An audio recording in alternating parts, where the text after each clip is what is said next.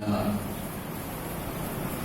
لله نحمده ونستعينه ونستغفره ونؤمن به ونتوكل عليه ونعوذ بالله من شرور أنفسنا ومن سيئات أعمالنا من يهده الله فلا مضل له ومن يضلل فلا هادي له ونشهد أن لا إله إلا الله وحده لا شريك له ونشهد أن سيدنا ونبينا ومولانا محمدا عبده ورسوله صلى الله عليه وعلى آله وصحبه وسلم تسليما كثيرا كثيرا.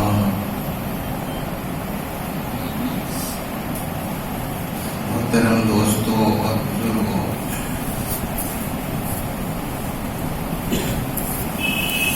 مولانا فیصل الولی نے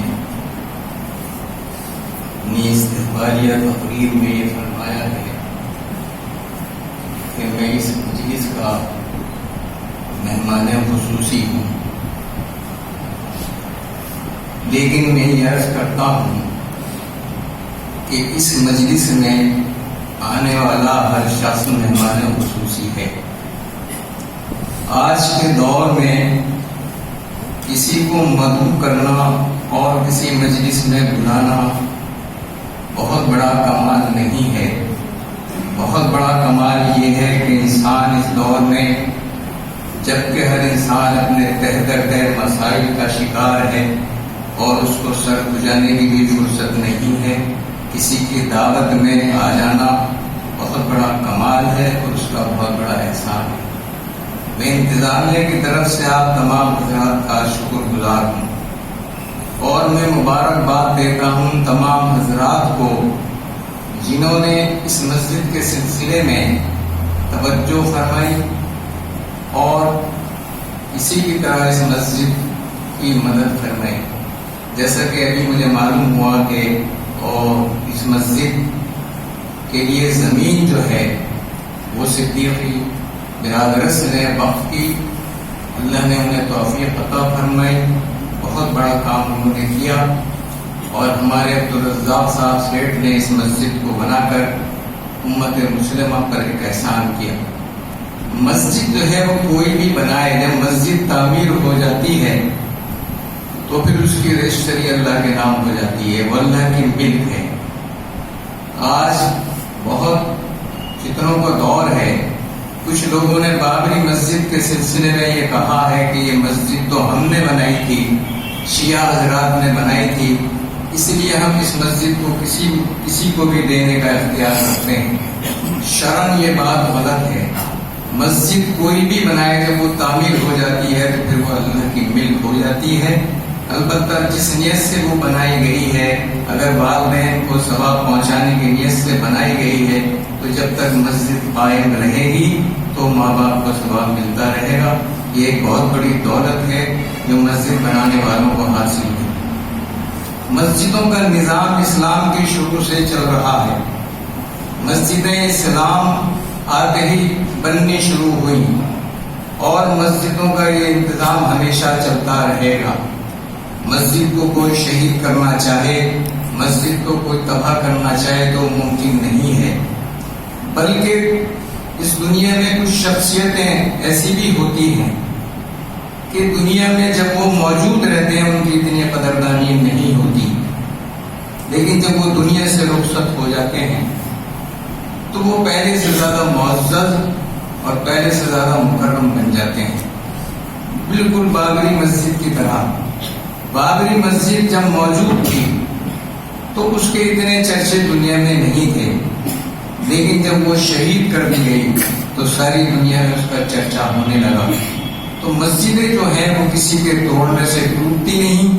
اور مسجد بابری مسجد کی شہادت کے بعد رب العالمین نے مسلمانوں کے صبر و ضبط کا انعام یہ دیا کہ تاریخ گواہ ہے ہندوستان کی کہ بابری مسجد 6 دسمبر سن 1992 کو شہید ہوئی اور اس وقت سے لے کے اب تک جب میں آپ سے گفتگو کر رہا ہوں ہندوستان میں 100 مسجدیں روزانہ تعمیر ہو رہی ہیں اور سن 92 سے لے کے اب تک 9 لاکھ مسجدیں بن چکی ہیں اور بنتی رہیں گی.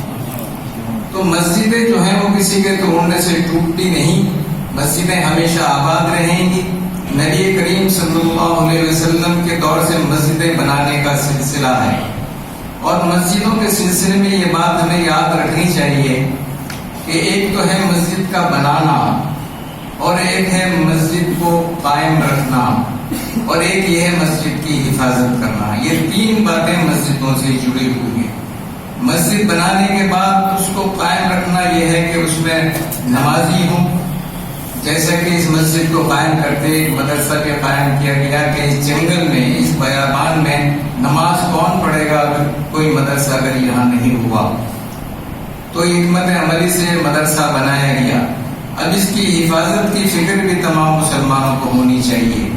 نماز کے سلسلے میں بھی ہمیں یہ بات یاد رکھنی چاہیے کہ ایک تو ہے نماز کا پڑھنا، ایک ہے نماز کا قائم کرنا، اور ایک ہے نماز کی حفاظت کرنا۔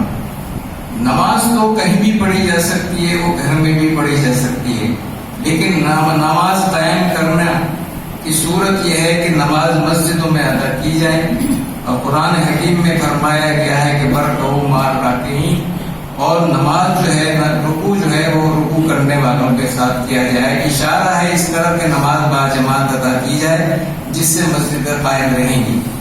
تو نماز پڑھنا ایک الگ چیز ہے، اور نماز قائم کرنا ایک دوسری چیز ہے، اور نماز کی حفاظت کرنا یہ ہے کہ ہم جو اپنی نمازیں ادا کریں ان کی حفاظت بھی کریں۔ صحابہ کرام کی صفت یہ بیان کی گئی ہے وَهُمْ عَلَىٰ صَلَاتِهِمْ يُحَافِظُونَ، وہ اپنی نمازوں کی حفاظت بھی کرتے ہیں۔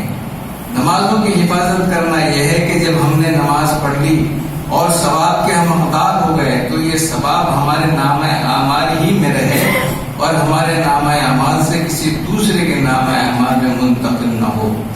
ہم نے نماز پڑھی، نماز کا ثواب ہمیں مل گیا، اس کے بعد ہم نے کسی کی غیبت کر دی، کسی پر الزام لگا دیا، کسی کا دل دکھا دیا، تو یہ ہمارا ثواب اس کے نامہ اعمال میں منتقل ہو جائے گا۔ اس لیے اپنی نمازوں کی حفاظت بھی ہم سب کو کرنی چاہیے۔ نمازیں پڑھیں، نمازیں قائم کریں، اور نمازوں کی حفاظت کریں۔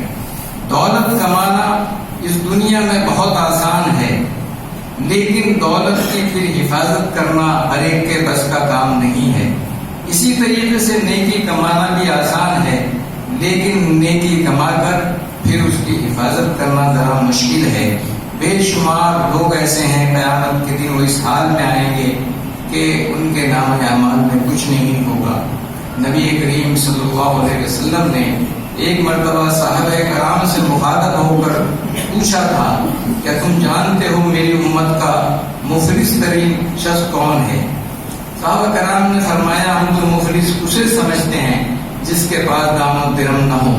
آپ نے فرمایا نہیں، میری امت کا مفلس ترین شخص وہ ہوگا جو قیامت کے دن اس حال میں آئے گا کہ جس نے دنیا میں رہتے ہوئے نیکیاں بھی کی ہوں گی، حسنات بھی انجام دیے ہوں، لیکن اس کا دامن خالی ہوگا اور اس کا نام اعمال خالی ہوگا، کیونکہ اس نے جو نیکیاں کی ہوں گی وہ نیکیاں وہ دوسروں کے نام اعمال میں منتقل ہو گئی ہوں گی، اور جب نیکیاں کم رہ جائیں گی، کم رہ گئی ہوں گی، تو دوسروں کے گناہ اس کے نام اعمال میں ڈال دیے جائیں گے۔ تو ہم سب کو نمازیں بھی قائم کرنی ہیں، نمازوں کی حفاظت بھی کرنی ہے، اور مسجدوں کا کوئی غلط فائدہ بھی نہیں اٹھانا ہے۔ مسجد قائم کرنا بہت بڑا کام ہے، بہت بڑی نیکی ہے، لیکن بہت سے لوگ مسجدوں کا ناجائز فائدہ بھی اٹھاتے ہیں، اس سے شریعت نے ہمیں روکا۔ نبی کریم صلی اللہ علیہ وسلم کے دور میں ایک مشہور واقعہ ہے کہ آپ نے قرآن حکیم میں یہ فرمایا گیا ہے کہ والذین اتخذوا مسجدا ضرارا وکفرا وتفریقا بین المؤمنین وارصادا لمن حارب اللہ ورسولہ من قبل وليحلفن ان اردنا الا الحسنى واللہ یشهد انہم لکاذبون۔ ایک شخص تھا جو قبیلہ خزرج کا تھا، اس کا نام ابو عامر تھا۔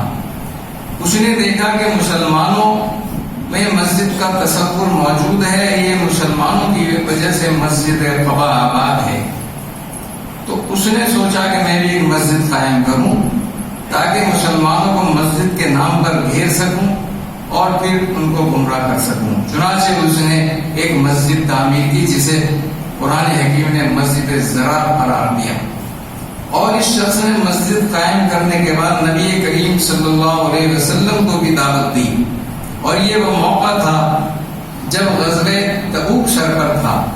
نبی کریم صلی اللہ علیہ وسلم نے اس شخص سے وعدہ بھی کیا کہ میں غزوہ تبوک کے بعد تمہاری مسجد میں آ کر نماز پڑھوں گا، لیکن